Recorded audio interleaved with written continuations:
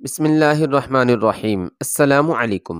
محمد اسی وقت برکیارک کے پاس چلا گیا۔ اتفاق سے وہ اسے اکیلا مل گیا۔ دیکھا محمد؟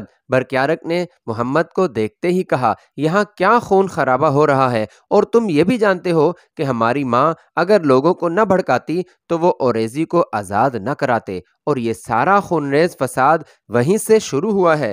میرے سلطان بھائی، محمد نے کہا، میں آپ کے ساتھ آج آخری بات کرنے آیا ہوں۔ ہوش میں آئیں اور دیکھیں یہاں کیا ہو رہا ہے۔ خانہ جنگی شروع ہو گئی ہے۔ یہ رک سکتی ہے۔ یہ آپ کے اختیار میں ہے کہ خون خرابہ رکے یا بہتا رہے اور اس میں اضافہ ہوتا چلا جائے۔ تم فکر نہ کرو محمد، سلطان برکیارک نے کہا، میں نے فوج بھیج دی ہے اور 2-3 دنوں تک باغی پکڑ لیے جائیں گے یا فوج انہیں وہیں ختم کر دے گی۔ سلطان عالی مقام، محمد نے پورے اعتماد لہجے میں کہا، آپ کی فوج کسی ایک باغی کو بھی نہیں پکڑ سکتی۔ میں دیکھ رہا ہوں کہ ہر روز ہماری فوج کے 15-20 آدمی مارے جا رہے ہیں۔ میں آپ کے ساتھ صاف بات کرتا ہوں، اگر آپ سچے دل سے چاہتے ہیں کہ آپس کی قتل و غارت بند ہو جائے اور اسلام کا جھنڈا بلند ہو اور یہ سلطنت قائم رہے، تو سلطانی کی گدی سے اٹھ کر الگ ہو جائیں یا اس باطنی لڑکی روزینہ کو چھوڑ دیں۔ کون نہیں جانتا کہ حکم آپ کی یہ بیگم دیتی ہے، لیکن یہ حکم آپ کی زبان سے نکلتا ہے۔ آپ کے لیے اب اور کوئی راستہ نہیں رہا، سلطانی چھوڑ دیں یا اس بیوی کو چھوڑ دیں۔ ہوش میں آ محمد، سلطان برکیارک نے سلطانوں کے لہجے میں کہا، پہلے میں نے اپنی ماں کو نظر بند کیا ہے، اب ایسا نہ ہو کہ میں اپنے بھائی کو قید خانے میں ڈال دوں۔ میں تمہیں اور سنجر کو چھوڑ دوں گا، اپنی اس بیوی کو نہیں چھوڑوں گا۔ اور رہا سوال سلطانی کا، تو یہ میں جانتا ہوں کہ ہماری ماں تمہیں اس گدی پر بٹھانا چاہتی ہے۔ ٹھیک ہے سلطان محترم، محمد نے کہا، آپ کا دماغ آپ کے ہاتھ میں نہیں رہنے دیا گیا۔ اب میں آپ کو آخری بات کرتا ہوں کہ مجھے آپ قید خانے میں ڈال دیں یا جلاد کے حوالے کر دیں، لیکن اس سے حالات سدھریں گے نہیں، اور زیادہ بگڑیں گے، اور اس کے جو نتائج ہوں گے وہ آپ کے لیے اور آپ کی اس باطنی بیوی کے لیے بڑے ہی بھیانک ہوں گے۔ محمد اٹھ کھڑا ہوا اور وہاں سے نکل آیا۔ واپس آ کر اس نے اپنے چھوٹے بھائی سنجر کو ساتھ لیا اور دونوں اپنی ماں کے پاس گئے۔ ان کی ماں نظر بند تھی، لیکن اس کے یہ دونوں بیٹے اسے مل سکتے تھے۔ محمد نے اپنی ماں کو بتایا کہ ابو مسلم رازی کا کیا پیغام آیا ہے، پھر اسے بتایا کہ وہ برکیارک کے ساتھ بات کر کے آ رہا ہے، لیکن برکیارک نے اسے قید میں ڈالنے کی اور سزائے موت دینے کی دھمکی دی ہے۔ مقدس ماں، محمد نے کہا، میں آپ سے اجازت لینے آیا ہوں، اب مجھے جہاد پکار رہا ہے۔ آپ اور سنجر یہیں رہیں گے۔ آپ نے ہماری کامیابی کے لیے دعا کرنی ہے اور اس کے سوا کسی اور سے کوئی بات نہیں کرنی، نہ کسی کے ساتھ جھگڑا مول لینا ہے۔ صرف ایک عورت نے بھائی کو بھائی کا دشمن بنا ڈالا ہے اور ایک مجاہد قوم کو 2 حصوں میں کاٹ کر انہیں آپس میں ٹکرا دیا ہے۔ ان حالات میں مجھے یہاں نہیں رہنا چاہیے۔ وزیر اعظم عبد الرحمن سمیری سے میری بات ہو چکی ہے، سالار اوریزی بھی میرا انتظار کر رہا ہے۔ میں آج رات غائب ہو جاؤں گا۔ تم جہاں بھی جاؤ گے میری دعائیں تمہارے ساتھ ہوں گی۔ ماں نے کہا، مسلمان مائیں اپنے بیٹوں کو قربان کرتی چلی آئی ہیں اور میں اس روایت کو زندہ رکھوں گی۔ تمہارا باپ تمہاری ہی طرح دیندار اور مجاہد تھا، اس نے اپنی زندگی اسلام کی سربلندی کے لیے وقف کر رکھی تھی اور اس نے اپنی جان اسی راستے پر دے دی۔ جا بیٹا، اللہ تیرے ساتھ ہے۔ 5-7 دن ہی گزرے ہوں گے کہ ایک رات شہر کے کسی کونے سے آواز آئی کہ شہر کو ایک لشکر نے محاصرے میں لے لیا ہے۔ یہ آواز ذرا سی دیر میں سارے شہر میں پھیل گئی اور لوگ جاگ اٹھے۔ ایک زمانہ گزر گیا تھا کہ یہ شہر محاصرے میں نہیں آیا تھا، نہ کوئی ایسا خطرہ تھا، اس لیے شہر کے تمام دروازے رات کو کھلے رہتے تھے۔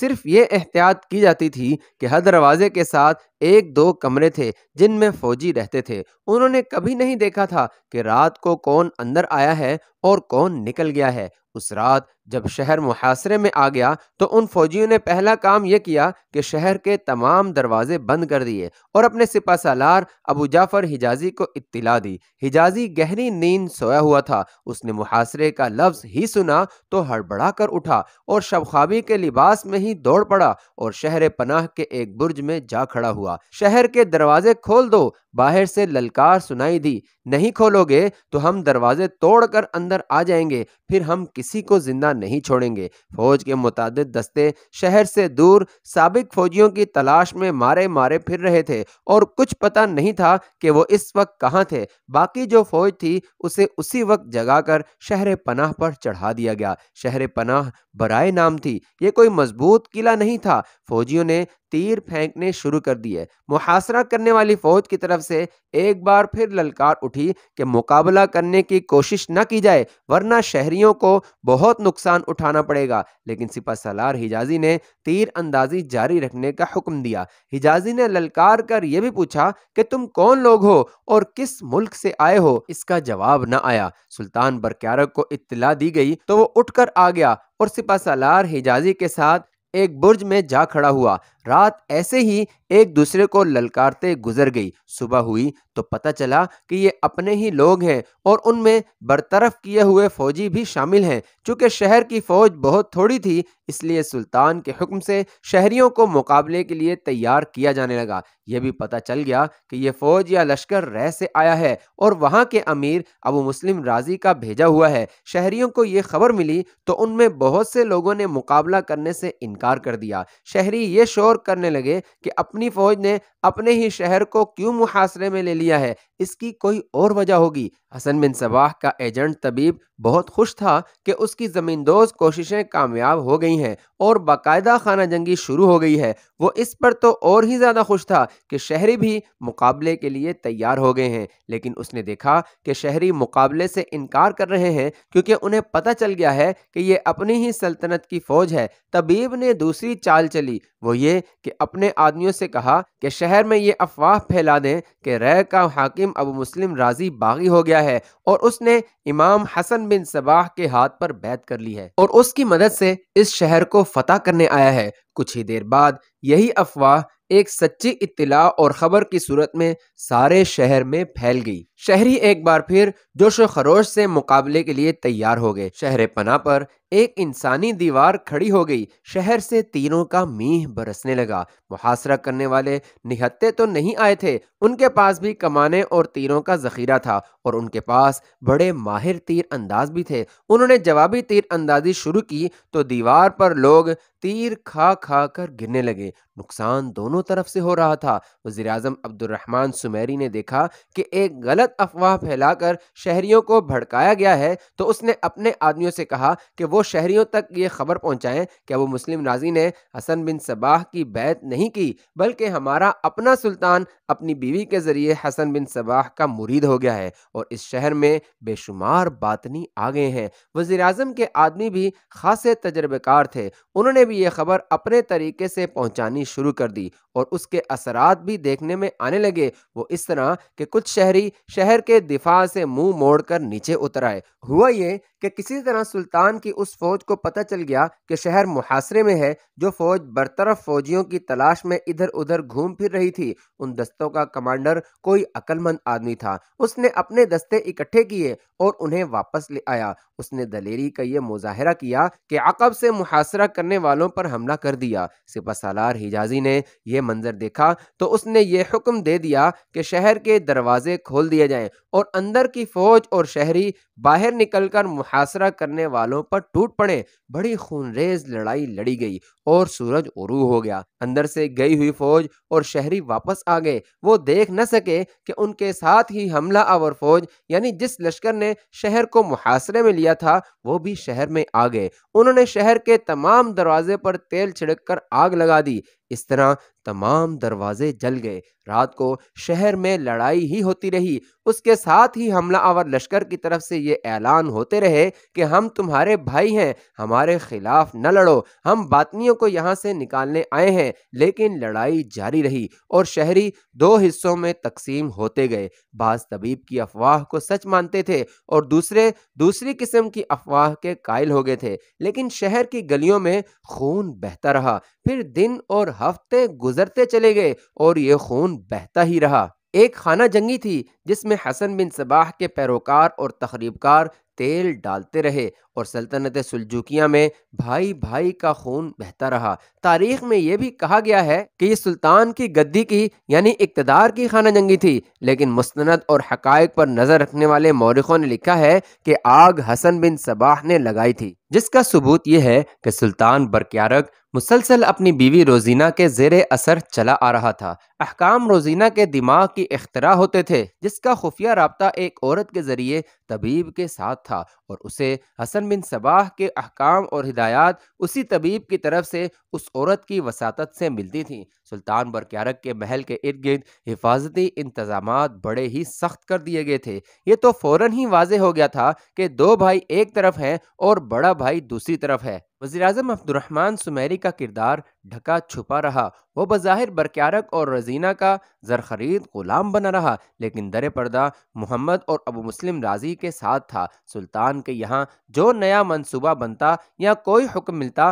وہ وزیراعظم ابو مسلم رازی اور محمد تک پہنچا دیا کرتا تھا۔ ان لوگوں کو اور ان کے حامی فوج کو باغی کہا گیا تھا۔ ان باغیوں کا سپہ سالار اوریزی تھا، جو بڑا ہی قابل اور قومی جذبے سے سرشار آدمی تھا۔ ایک روز عبد الرحمن سمیری نے مزمل کے ساتھ در پردہ رابطہ کر کے کہا کہ اب وہ شمونہ کو استعمال کرے، کیونکہ روزینہ کو قتل کرانا یا اس کا اثر برقیارق سے اتارنا ممکن نظر نہیں آتا۔ شمونہ فریب کاری اور اداکاری کی ماہر تھی، اور جب سے خانہ جنگی شروع ہوئی تھی وہ تڑپتی تھی کہ وہ بھی اس میدان میں کچھ کر دکھائے۔ اس کے اندر حسن بن صباح کے خلاف جو انتقامی جذبہ پیدا ہو گیا تھا، وہ وقت گزرنے کے ساتھ ساتھ ٹھنڈا نہیں ہوا تھا، بلکہ اور زیادہ بھڑک اٹھا تھا۔ وہ عقل اور دانش والی لڑکی تھی۔ وہ جب دیکھتی تھی کہ باطنیوں نے بھائی کو بھائی کا دشمن بنا دیا ہے اور خون بہتا ہی چلا جا رہا ہے، تو وہ پنجرے میں بند پنچھی کی طرح پھڑپھڑاتی اور پنجرہ توڑنے کی ناکام کوشش کرتی تھی۔ آخر مزمل نے اسے بتایا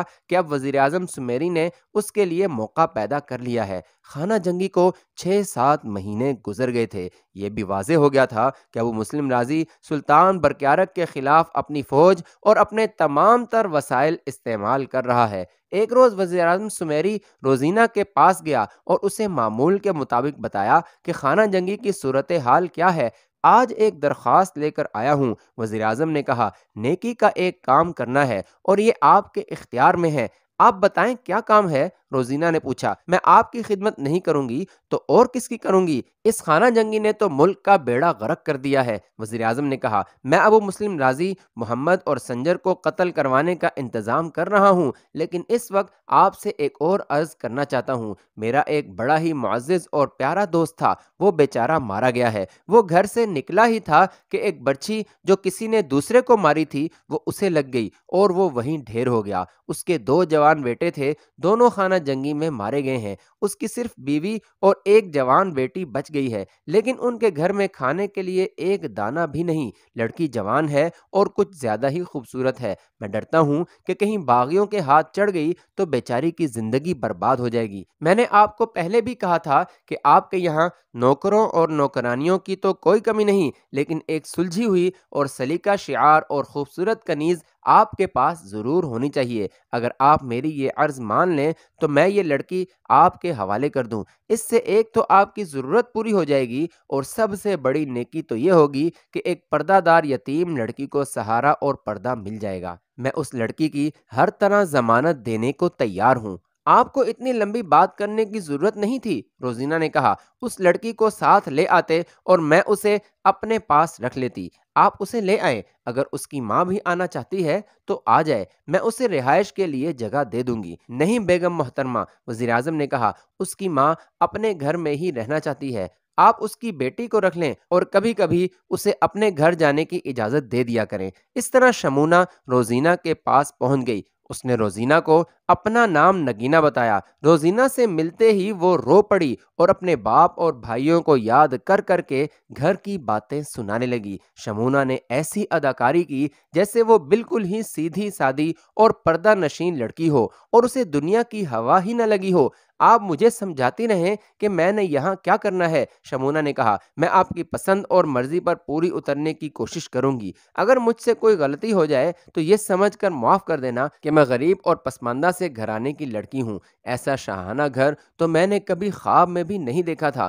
روزینہ کو شمونہ بہت ہی اچھی لگی۔ شمونہ میں اس نے جو سادگی اور بے ساختہ پن دیکھا وہ تو اسے بڑا ہی پیارا لگا۔ شمونہ کی عمر تو جوانی کی تھی، لیکن اس نے شادی نہیں کی تھی اور اپنی صحت کو برقرار رکھا تھا، اس لیے وہ اپنی عمر سے کم اور نوجوان لگتی تھی۔ شمونہ کو معلوم تھا کہ روزینہ حسن بن صباح کی تربیت یافتہ لڑکی ہے۔ شمونہ اس تربیت سے بہت اچھی طرح واقف تھی اور اس تربیت کو اس نے عملی زندگی میں بھی استعمال کیا تھا۔ اب وہ اسی تربیت اور تجربے کو روزینہ کو نیچا دکھانے کے لیے استعمال کرنے لگی۔ چند دنوں میں ہی شمونہ نے شاہی طور طریقے سیکھ لیے۔ یہ طور طریقے تو وہ پہلے ہی جانتی تھی۔ روزینہ کے دل میں اس نے اپنی جگہ پیدا کر لی۔ ابھی سلطان برقیارق نے شمونہ کو نہیں دیکھا تھا۔ روزینہ نے جب دیکھا کہ شمونہ بڑی تیزی سے سارے کام اور انداز وغیرہ سیکھ چکی ہے تو ایک روز اس نے شمونہ کو سلطان برقیارق کے سامنے کیا اور کہا کہ یہ ایک تحفہ ہے جو وہ اسے دے رہی ہے، یہ میری اور آپ کی کنیز ہے۔ روزینہ نے کہا اس کا نام نگینہ ہے اور یہ ہے بھی نگینہ، وہ تو میں نے دیکھ ہی لیا ہے۔ سلطان برقیارق نے اپنا بازو شمونہ کی طرف پھیلا کر کہا یہاں آؤ، ہاں ادھر بیٹھ جاؤ۔ نہیں، شمونہ نے لجاتے اور شرمانے کی اداکاری کرتے ہوئے کہا میری جگہ آپ کے پلنگ پر نہیں، یہ محترمہ بیگم کی جگہ ہے، اگر بیگم اجازت دیں تو میں آپ کے پاس بیٹھ جاؤں گی۔ میں تمہیں بیگم کی جگہ اپنے پاس نہیں بٹھا رہا۔ سلطان برقیارق نے ہنستے ہوئے کہا اگر میں تمہیں ایک پھول پیش کروں تو تم اسے ایک بار سونگھو گی تو ضرور۔ شمونہ نے روزینہ کی طرف دیکھا۔ روزینہ نے مسکرا کر اسے سر سے ہلکا سا اشارہ کیا تو شمونہ پلنگ کے کنارے پر بیٹھ گئی تو سلطان برقیارق نے بازو اس کی کمر میں ڈال کر اپنے قریب کر لیا۔ آپ نے پھول سونگھ لیا ہے، شمونہ نے برقیارق کے بازو سے نکل کر اٹھتے ہوئے کہا۔ اب اسی کے پاس جا رہا ہے جس کی ملکیت ہے۔ روزینہ اور برقیارق نے بے ساختہ کہکہا لگایا۔ شمونہ کا جادو کام کر گیا تھا۔ ایک مہینہ بھی نہیں گزرا تھا کہ شمونہ کی حیثیت روزینہ کی نگاہوں میں ایسی ہو گئی تھی جیسے وہ اس کی کنیز نہیں بلکہ ہمراز سہیلی ہو۔ ایک روز شمونہ نے روزینہ سے بڑی سادگی سے پوچھا کہ یہ امام حسن بن صباح کون ہے اور باطنی کسے کہتے ہیں؟ اس نے یہ بھی کہا کہ میں نے سنا ہے کہ حسن بن صباح امام بھی ہے اور نبی بھی۔ نعوذ باللہ۔ شمونہ نے یہ بھی کہا کہ میں اس کے متعلق باتیں سن سن کر دل سے اس کی مرید ہو گئی ہوں۔ یہ سن کر روزینہ نے حسن بن صباح کی باتیں شروع کر دیں اور ثابت کر دیا کہ وہ زمین پر امام ہے اور آسمانوں میں نبی ہے۔ نعوذ باللہ۔ اس نے یہ بھی کہا کہ الموت میں خداوند تعالیٰ نے اسے جنت بنا دی ہے۔ اس طرح روزینہ نے حسن بن صباح کی ایسی باتیں سنائیں کہ شمونہ جھوم اٹھی۔ میری یہ خواہش ہے، شمونہ نے کہا، ایک بار، صرف ایک بار اللہ کے اس مقدس انسان کو دیکھوں۔ میں نے پہلے بھی اس کے متعلق ایسی ہی باتیں سنی ہیں، کیا آپ مجھے اس کی زیارت نہیں کرا سکتی؟ کیوں نہیں نگینہ؟ روزینہ نے کہا کسی وقت تمہاری یہ خواہش بھی پوری کر دوں گی۔ اس روز کے بعد شمونہ اکثر حسن بن صباح کا ذکر چھیڑ دیتی اور اس طرح باتیں کرتی جیسے وہ حسن بن صباح کی عبادت کر رہی ہو۔ اس دوران شمونہ نے وہ عورت دیکھ لی جس کے ذریعے روزینہ طبیب کے ساتھ رابطہ رکھتی تھی اور پیغام دیتی تھی۔ شمونہ وزیر اعظم سمیری سے چوری چھپے ملنے کا موقع پیدا کر لیا کرتی تھی۔ اب وہ وزیر اعظم سے ملی، اسے کہا کہ شاہی طبیب سے کہیں کہ وہ صفوف مجھے دے دیں۔ یہ بھی کہا کہ صفوف تھوڑا نہ ہو، اچھی خاصی مقدار میں ہونا چاہیے، اور طبیب یہ بھی بتا دے کہ ایک وقت میں یہ کتنا استعمال کیا جائے کہ اس کے ذائقے اور بو کا پتہ نہ چلے۔ قارئین کو یاد ہوگا کہ مزمل افندی حسن بن صباح کو قتل کرنے گیا تھا، لیکن وہاں سے یہ ارادہ لے کر واپس آیا کہ وزیر اعظم نظام الملک کو قتل کرے گا۔ یہ حسن بن صباح کے ذاتی طلسم اور حشیش کا اثر تھا کہ اس کا دماغ ہی ان لوگوں نے الٹا کر دیا تھا۔ سلطان نے طبیب سے اسے کچھ دوائیاں پلا پلا کر ٹھیک کیا تھا اور اس کا دماغ واپس اپنی اصلی حالت میں آ گیا تھا۔ اب شمونہ اسی طبیب سے وہی دوائی منگوا رہی تھی۔ وزیر اعظم نے اگلے ہی روز شمونہ کو وہ دوائی دے دی جو سفید رنگ کا ایک صفوف تھا۔ وزیر اعظم نے یہ بھی بتایا کہ ایک سراہی میں اس کی کتنی مقدار ڈالنی ہے۔ شمونہ دیکھ رہی تھی کہ روزینہ ہر صبح ایک بڑی خوبصورت اور سنہری سراہی میں مشروب ڈالتی تھی اور اس میں کچھ ملاتی تھی۔ شمونہ جانتی تھی کہ یہ سراہی میں کیا ملا رہی ہے۔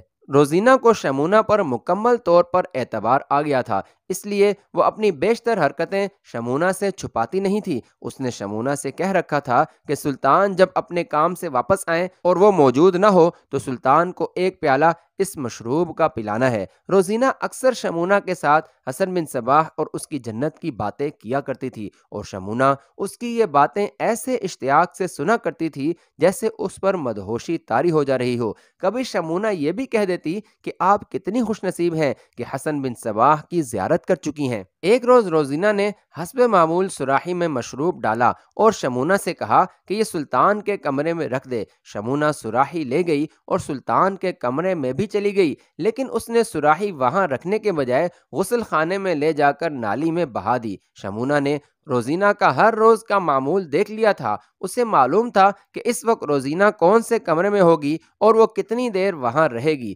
شمونہ نے بڑی تیزی سے ویسا ہی مشروب سراحی میں ڈالا اور شاہی طبیب کا دیا ہوا سفوف نکال کر ذرا سا سراحی میں ملا دیا اور اسے اچھی طرح ہلایا۔ سلطان برکیارک جب اپنے روزمرہ امور سلطنت سے واپس آیا تو روزینہ دوڑی آئی۔ اس نے پہلا کام یہ کیا کہ اس مشروب کا پیالہ برکیارک کو پلا دیا۔ اس روز رات سونے تک سلطان برکیارک کو یہی مشروب پلایا جاتا رہا۔ شمونہ 2-3 مرتبہ سلطان برکیارک کے کمرے میں گئی۔ ایک بار تو برکیارک نے اسے بلایا تھا اور باقی 2 مرتبہ وہ کسی نہ کسی بہانے چلی گئی تھی۔ وہ دیکھنا چاہتی تھی کہ سلطان برکیارک کے رویے میں یا بولنے کے انداز میں کوئی تبدیلی آئی ہے یا نہیں۔ وہ کچھ نہ کچھ تبدیلی دیکھ رہی تھی۔ ایک یہ کہ برکیارک دن کے وقت بھی سویا کرتا تھا، لیکن اس روز وہ کروٹیں بدلتا رہا اور سو نہ سکا۔ صبح جب شمونہ اپنے روزمرہ کے کام کاج کے لیے روزینہ کے کمرے میں گئی تو روزینہ نے اسے پہلی بات یہ سنائی کہ سلطان ساری رات بہت بے چین رہے ہیں اور اچھی طرح سو نہیں سکے۔ بے چین نہ رہیں تو اور کیا کریں؟ شمونہ نے کہا، جس سلطان کی سلطنت میں آپس کی قتل و غارت ہو رہی ہو اور خانہ جنگی روز بروز خطرناک صورت اختیار کرتی جا رہی ہو، وہ سلطان سو کیسے سکتا ہے؟ شمونہ نے اپنا یہ کام جاری رکھا۔ روزینہ مشروب میں نشہ ملا دیتی اور شمونہ وہ سراحی انڈیل کر اور مشروب ڈالتی اور اس میں اپنا سفوف ڈال دیتی۔ وہ سلطان برکیارک میں نمایاں تبدیلی دیکھنے لگی۔ شمونہ نے موقع پیدا کر کے وزیر اعظم سمیری کے ساتھ مختصر سی ملاقات کی اور اسے بتایا کہ وہ اپنا کام کر رہی ہے اور سلطان میں تبدیلی آ رہی ہے۔